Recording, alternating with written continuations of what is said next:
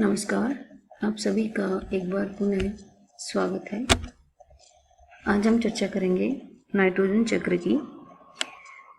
सभी जीवों के लिए नाइट्रोजन इम्पोर्टेंट है क्योंकि हमारे शरीर का जो बहुत ही महत्वपूर्ण पार्ट है अमीनो एसिड, वो नाइट्रोजन से ही बनते हैं। नाइट्रोजन उनका एक आवश्यक भाग है। अमीनो एसिड से प्रोटीन बनते हैं। प्रोटीन का महत्व जीवों के लिए आप सभी जानते हैं। नाइट्रोजन विभिन्न रूपों में हमारे वायुमंडल में पाई जाती है। आणविक नाइट्रोजन N2 जिसे हम कहते हैं, नाइट्रोजन के ऑक्साइड्स हैं, अमोनिया है, एमिनो है, नाइट्रस एसिड हैं, ये सभी। नाइट्रोजन पौधों और जंतुओं को नाइट्रोजन के यौगिकों के रूप में आवश्यक होती है। मुक्त गैस के रूप में वो इसे उपयोग नहीं कर सकते। वायुमंडल में नाइट्रोजन की सबसे अधिक मात्रा होती है 78%, आप सब जानते हो इसको। लेकिन जो जीव हैं, सजीव हैं, वो इसका प्रत्यक्ष उपभोग नहीं कर सकते। जैसे वायुमंडल से हम ऑक्सीजन का सीधे उपभोग कर सकते हैं श्वसन प्रक्रिया में, लेकिन नाइट्रोजन का हम सीधे उपभोग नहीं कर सकते। ये यौगिक रूप में आवश्यक होती है। तो पौधे अपनी जड़ों के द्वारा नाइट्रोजन को मिट्टी से अमोनियम लवण या नाइट्रेट के रूप में प्राप्त करते हैं, और जब जंतु इन पौधों को खाते हैं तो पौधों से ये जैविक पदार्थों के माध्यम से होते हुए नाइट्रोजन जंतुओं में स्थानांतरित हो जाती है। ये जो नाइट्रोजन साइकिल हम यहाँ पे देख रहे हैं, ये वायुमंडल में नाइट्रोजन मुक्त रूप आणविक रूप में मौजूद है। ये हमने अभी जाना कि इसका सीधे सीधे जीव जंतु उपभोग नहीं कर सकते, तो इसका यौगिकों के रूप में परिवर्तन होता है अलग अलग तरीके से। नाइट्रोजन का यौगिकों के रूप में जो परिवर्तन है वो नाइट्रोजन फिक्सेशन कहलाता है या नाइट्रोजन स्थिरीकरण कहलाता है। मिट्टी से नाइट्रोजन फिक्सेशन के माध्यम से नाइट्रोजन जो है वो मिट्टी में पहुंच जाती है। मिट्टी से पौधों की जड़ों के द्वारा ये नाइट्रोजन जो यौगिक होते हैं उनका पौधों में स्थानांतरण हो जाता है, और एक प्रक्रिया होती है डीनाइट्रिफिकेशन, जिसके द्वारा ये जो यौगिक रूप में नाइट्रोजन बदली थी वो पुनः आणविक नाइट्रोजन के रूप में बदल जाती है। तो ये एक पूरा साइकिल, नाइट्रोजन चक्र जिसे हम कहते हैं, वो वातावरण में चलता रहता है। इसकी एक परिभाषा अपन दे सकते हैं कि वायुमंडल ये जो नाइट्रोजन गैस है उसका पौधों और जंतुओं के लिए जो विभिन्न प्रकार के यौगिकों में परिवर्तन होता है, और इन नाइट्रोजन यौगिकों का विखंडन और विघटन होने के बाद में पुनः आणविक नाइट्रोजन वायुमंडल में पहुंच जाती है। तो ये पूरा साइकिल कंप्लीट हो जाता है, जिसे हम नाइट्रोजन चक्र कहते हैं। इसके विभिन्न स्टेप होते हैं, चरण होते हैं। जैसे फर्स्ट चरण हम कहते हैं कि नाइट्रोजन फिक्सेशन, नाइट्रोजन स्थिरीकरण, या जो वायुमंडलीय नाइट्रोजन है इसका मिट्टी में किस तरीके से स्थानांतरण होता है, ये इसका फर्स्ट चरण होता है। वायुमंडलीय नाइट्रोजन मिट्टी में अमोनिया या नाइट्रेट इस रूप में स्थानांतरित होती है। दो तरीके से होती है। इसमें दो प्राकृतिक कारक होते हैं, मानव जनित भी होते हैं, कृत्रिम भी। तो प्राकृतिक कारक कौन कौन से हैं? एक तो होता है तड़ित विसर्जन। जब बिजली चमकती है बारिश के वर्षा काल में, तब तड़ित विसर्जन के माध्यम से ये आणविक नाइट्रोजन जो है वो आणविक ऑक्सीजन के साथ में क्रिया कर लेती है और नाइट्रिक ऑक्साइड बना लेती है, NO। फिर नाइट्रिक जो ऑक्साइड बना है उसका ऑक्सीकरण हो जाता है और नाइट्रोजन पर ऑक्साइड बन जाता है। फिर जब ये बारिश में जल के साथ में मिलता है तो नाइट्रिक एसिड बन जाता है। और ये वर्षा का जो जल है ये इस नाइट्रिक एसिड को जमीन में पहुंचा देता है।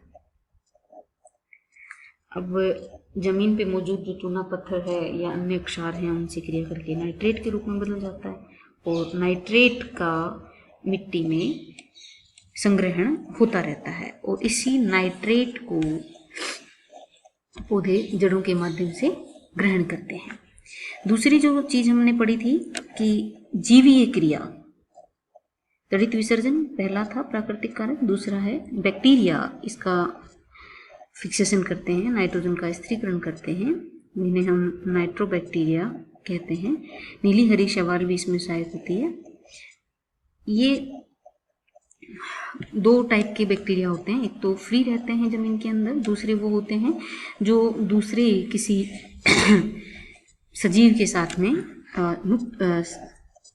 सहजीवी के रूप में रहते हैं। तो नीली हरी शैवाल जो है वो फ्री रहने वाली है। दलहनी जो पौधे होते हैं जैसे मटर, चना, अरहर, मूंग, उड़द, सोयाबीन, जितनी भी दलहनी पौधे हैं उनकी जड़ों में बैक्टीरिया रहता है, वो बैक्टीरिया भी नाइट्रोजन का स्थिरीकरण करता है। छोटी क्लासेज में हम ये चीज पढ़ते आए हैं। ये जो पौधे हैं ये बैक्टीरिया को पोषक तत्व प्रदान करते हैं और ये बैक्टीरिया इन पौधों की जड़ों को अमोनिया या अमीनो एसिड के रूप में नाइट्रोजन प्रदान करते हैं। तो इस तरीके से आपस में सहजीवन बिताते हैं और ये नाइट्रोजन का स्थिरीकरण कंटिन्यू करते रहते हैं। वो नाइट्रोजन फिर पेड़ पौधों को उपलब्ध हो जाती है। इसके अलावा मनुष्य जनित जो कारण है उसमें जो रासायनिक नाइट्रोजन युक्त जो खादें दी जाती हैं पौधों में वो भी कृत्रिम रूप से नाइट्रोजन के स्थिरीकरण के लिए जिम्मेदार होती है। तो ये इसकी फर्स्ट स्टेप है, नाइट्रोजन फिक्सेशन या नाइट्रोजन स्थिरीकरण। इसमें नाइट्रीफाइंग बैक्टीरिया भी आ गए और ये तड़ित विसर्जन के माध्यम से ये भी नाइट्रेट में बदल गया।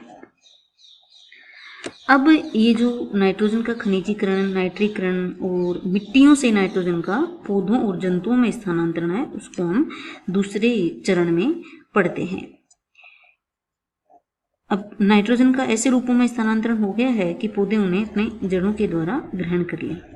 जब ये जैविक नाइट्रोजन यौगिक जो होते हैं इनका परिवर्तन हो जाता है कार्बनिक या खनिज रूप में, तो इसे हम नाइट्रोजन का खनिजीकरण या अमोनीकरण कहते हैं। अमोनिफिकेशन हम इसे कहते हैं।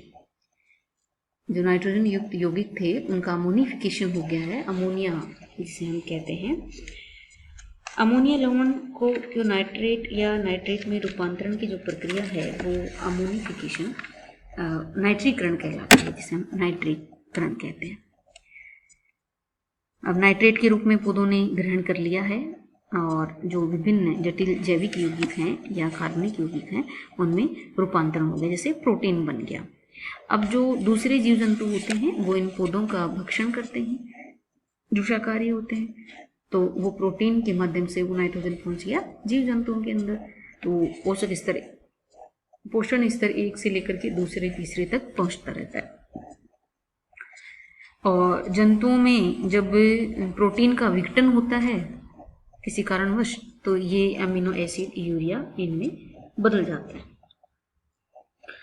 फिर जमीन तक पहुंच जाता है।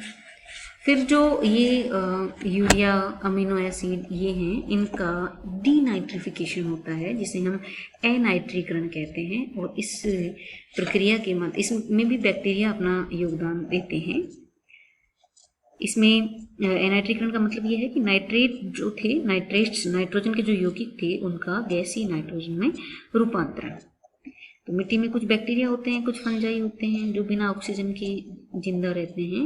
ये जीव जंतुओं के द्वारा जो भी प्रत्यक्त पदार्थ होते हैं उनके में जो भी अमीनो एसिड यूरिया होते हैं उनको अमोनिया लवण में बदल देते हैं और फिर ये अमोनिया और अमोनिया लवण जो भी होते हैं उनको मिट्टी में रहने वाले जो नाइट्रोसिकारी बैक्टीरिया हैं, नाइट्रिकारी बैक्टीरिया हैं, वो उन्हें नाइट्रेट्स में बदल देते हैं। और फिर नाइट्रोजन का मिट्टियों में से पौधों में और जंतुओं में और पौधों और जंतुओं में से मिट्टियों में स्थानांतरण कंटिन्यू होता रहता है। तो ये अपना नाइट्रोजन चक्र इस तरीके से चला रहता है। इस चित्र में हम इसको देख सकते हैं विस्तार से थोड़ा। पिछले जो चित्र में हमने देखा उसमें अपने इसको सिंपलीफाई करके देखा था, साधारणीकृत करके। इस चित्र में हम इसको और ज़्यादा विस्तार से देख सकते हैं। ये फ्री नाइट्रोजन है, ये लाइटनिंग तड़ित विसर्जन जो होता है उसके माध्यम से, या जो वोल्केनो वगैरह फटते हैं उनके माध्यम से ये नाइट्रोजन फिक्सिंग जो बैक्टीरिया हैं वो ये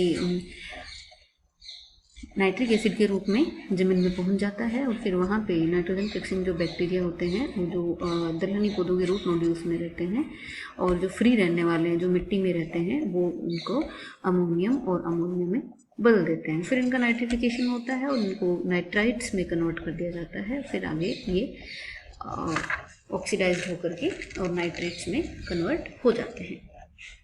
फिर इनका डीनाइट्रिफिकेशन होता है और वापस ये जो नाइट्रोजन है वो आणविक फॉर्म में एनवायरनमेंट में पहुंच जाती है। इसके बीच में और भी बहुत सारी क्रियाएं होती हैं, जैसे ये जंतुओं में पेड़ पौधों के माध्यम से पहुंचा, फिर उन्होंने यूरिन का उत्सर्जन किया, फिर यूरिन का डिकम्पोजिशन होता है, बैक्टीरिया और फंजाई करते हैं, अमोनिफिकेशन का कार्य करते हैं, फिर अमोनियम और अमोनिया बन जाता है, तो फिर नाइट्रिफिकेशन की क्रिया के माध्यम से फिर ये आगे चक्कर और चलता रहता है। अब जो डेड एनिमल्स हैं, प्लांट्स हैं, उनमें से भी जो डिकम्पोजर्स हैं, अपघटक हैं, वो इसी तरीके से अमोनिफिकेशन करके आगे उसका करते हैं। तो ये था आज की क्लास में नाइट्रोजन स्थिरीकरण, हम इसे मेनली कह सकते हैं, या ये नाइट्रोजन चक्र का टॉपिक। नेक्स्ट क्लास में नए टॉपिक के साथ मिलते हैं। धन्यवाद।